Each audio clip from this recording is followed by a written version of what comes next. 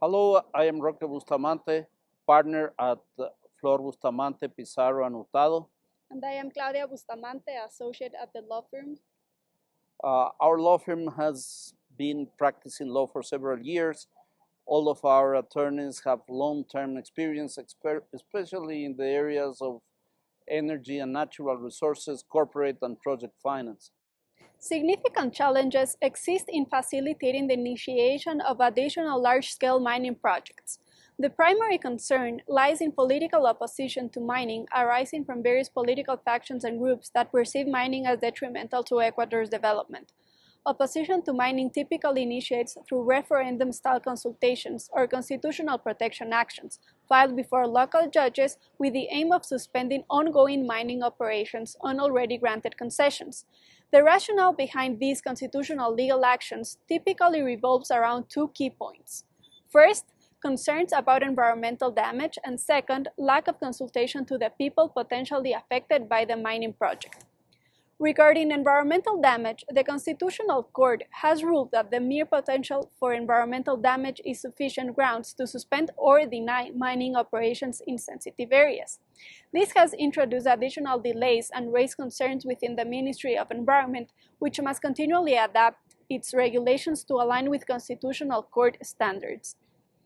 A landmark Constitutional Court case concerning environmental damage is the Los Cedros case. In this case, the Constitutional Court concluded that the Ministry of Environment had violated nature's right by issuing an environmental license for Rio Magdalena project located at Los Cedros Protected Forest, contravening the precautionary principle. This principle basically consists that the state shall apply a timely and effective protective measure if there is a potential risk of a serious and irreversible damage to nature's right. So, although in this case there was no environmental damage, the Constitutional Court ordered that the environmental license of Rio Magdalena project shall be revoked based on the precautionary principle due to the risk of a serious and irreversible damage to nature's right at Los Cedros Protected Forest. In terms of lack of consultation to the people potentially affected by the mining project, it's important to distinguish between two types of consultations, recognized by the Ecuadorian Constitution. One is the free, prior, and informed consultation to indigenous communities, and the other one is the environmental consultation. Article 57.7 of the Constitution recognizes the right of free, prior, and informed consultation to indigenous communities and provides that this consultation shall be carried out to indigenous communities regarding plans for the exploitation of non-renewable natural resources within their lands and that may have environmental or cultural repercussions. Although Ecuador ratified ILO Convention 169 related to indigenous consultation in 1999, legislation defining the essential elements of this indigenous consultation is yet to be enacted. The Constitutional Court has determined that the indigenous consultation must be regulated by an organic law passed by the National Assembly.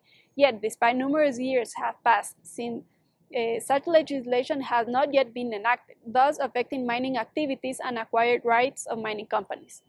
The Constitutional Court has issued directives and guidelines regarding the consultation. However, the absence of legislation regulating this consultation has impacted many projects. Several Constitutional Court decisions have suspended mining operations in significant projects due to the absence of this consultation or due to an incorrect application of the consultation process.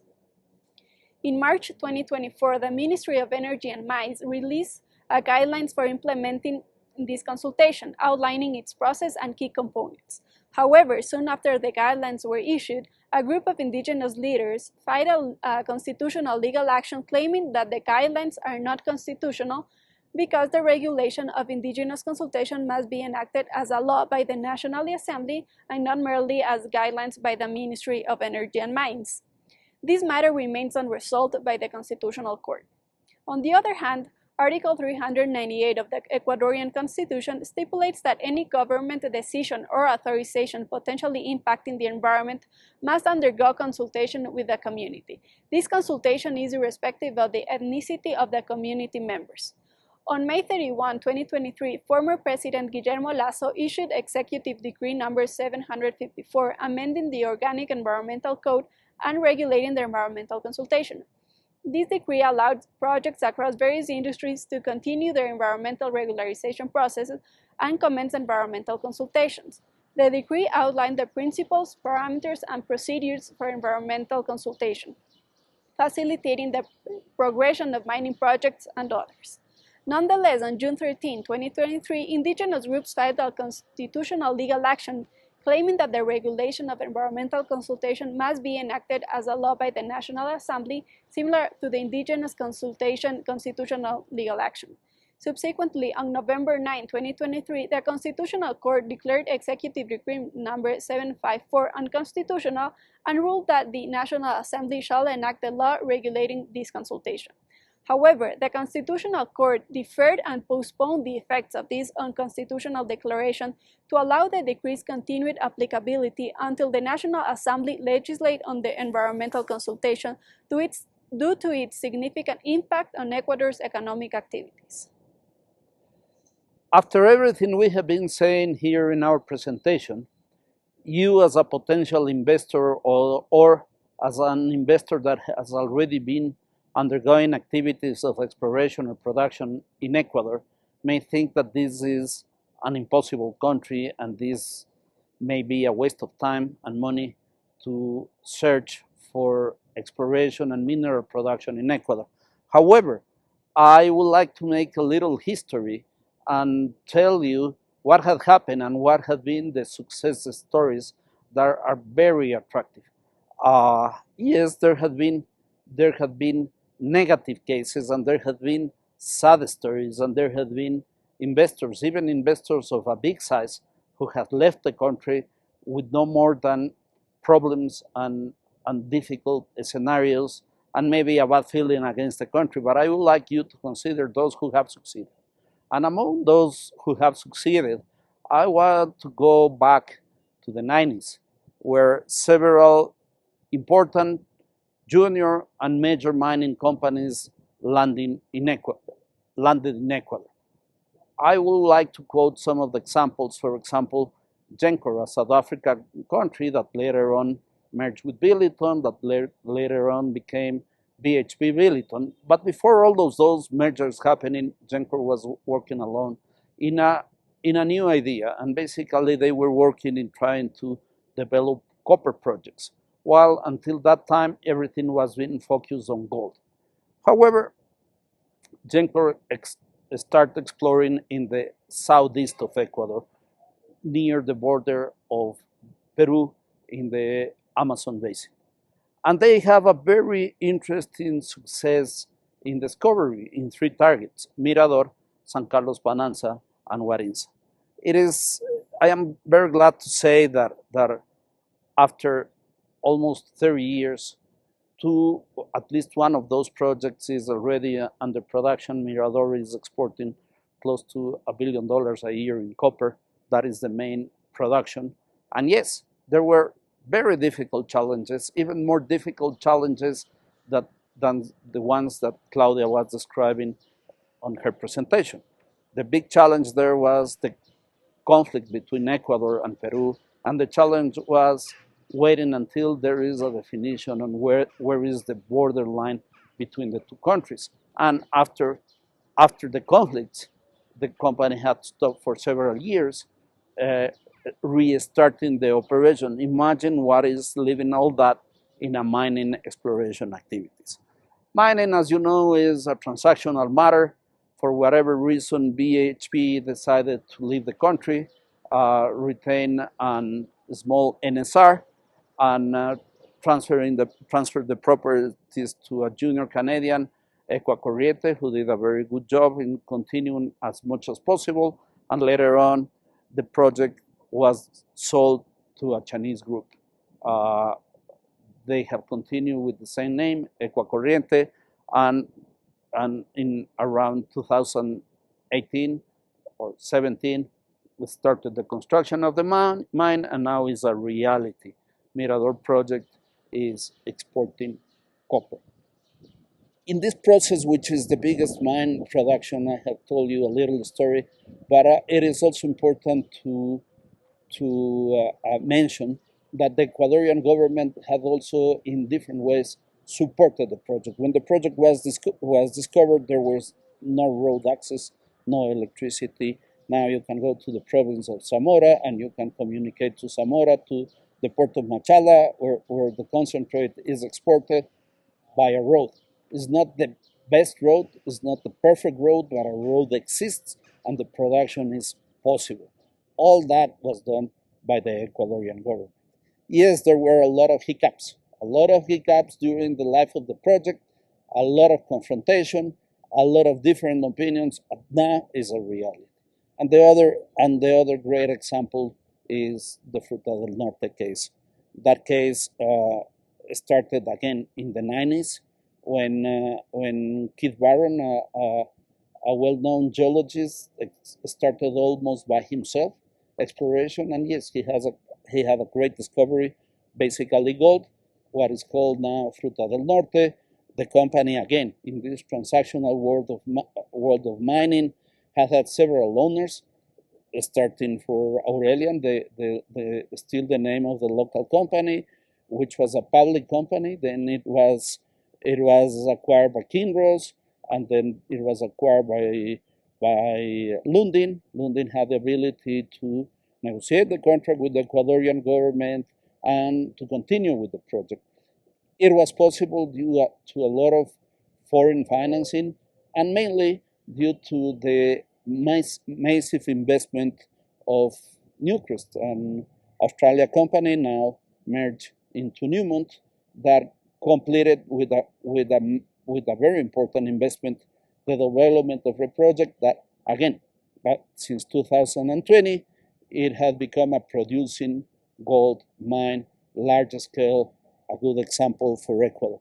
These two mines, in conjunction with several other small scale production in Ecuador, which is also very important and have been happening in Ecuador since the 70s and 80s and even before, had converted the mining industry as the fourth largest sector in Ecuador.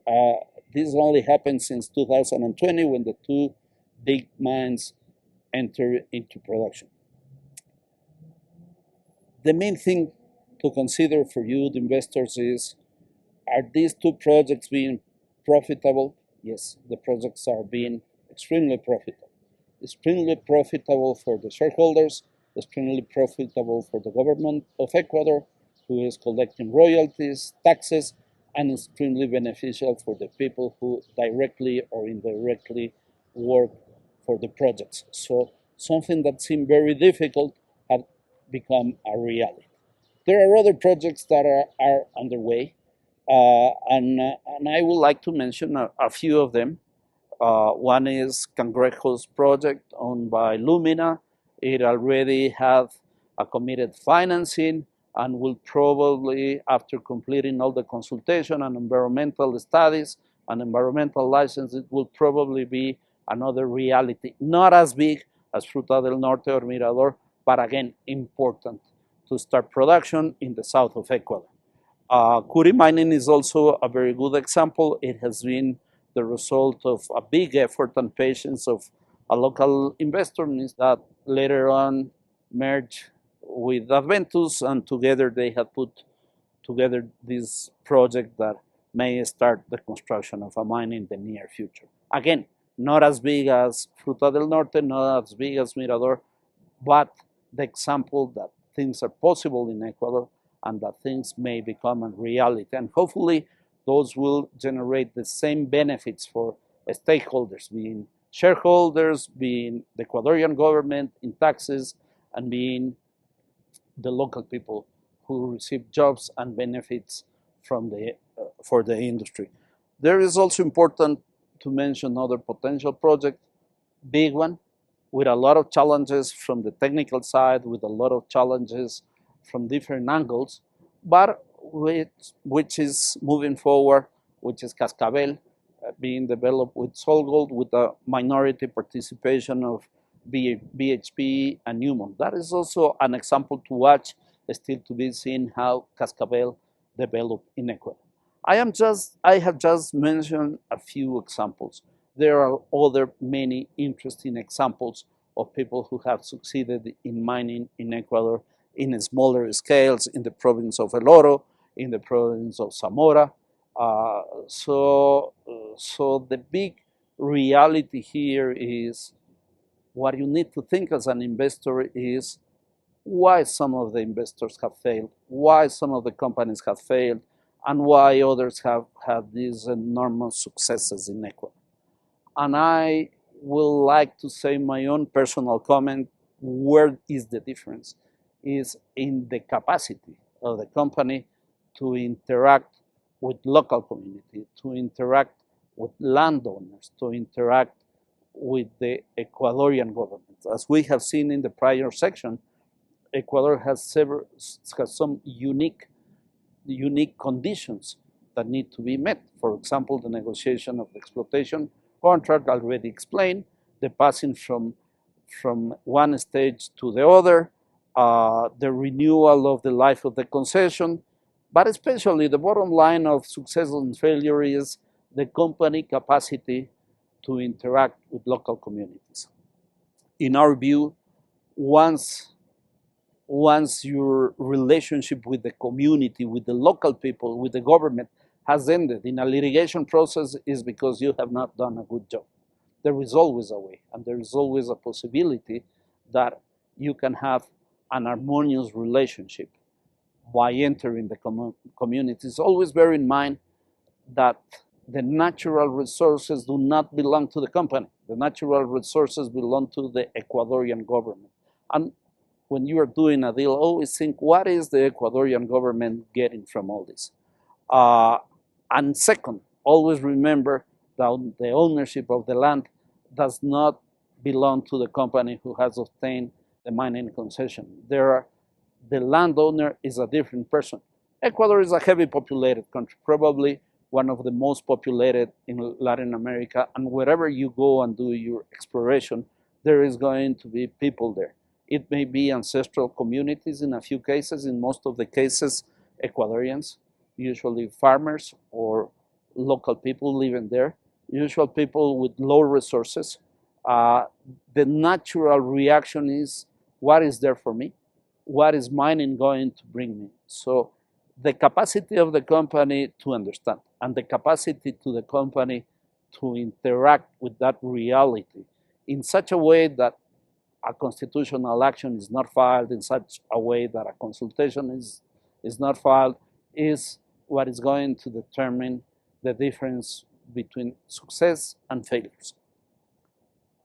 We have been advising foreign companies for many years, and we have been hearing with a lot of sense the experience that the companies have in other countries, even more difficult places than Ecuador, in other parts of the world.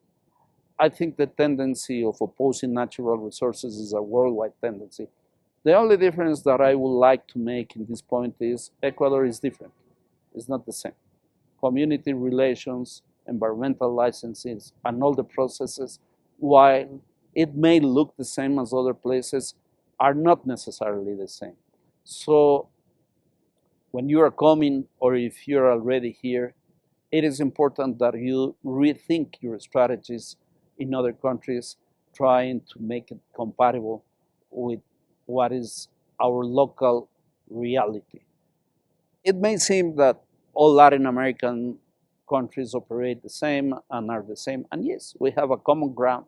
Our neighbors, Colombia, our neighbor Peru, our neighbor Chile, may have the same origins, the same concepts, maybe the same civil code, but the reality on how to act on one country and another country, even within Ecuador, the reality of one province with another province, the reality in Imbabura, in Bolivar, in Zamora, or in El Oro are completely different.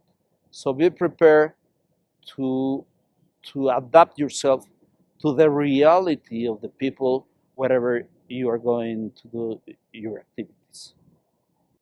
Thank you very much. We hope this has been helpful. We will be really glad to see you in our country. Welcome to Ecuador.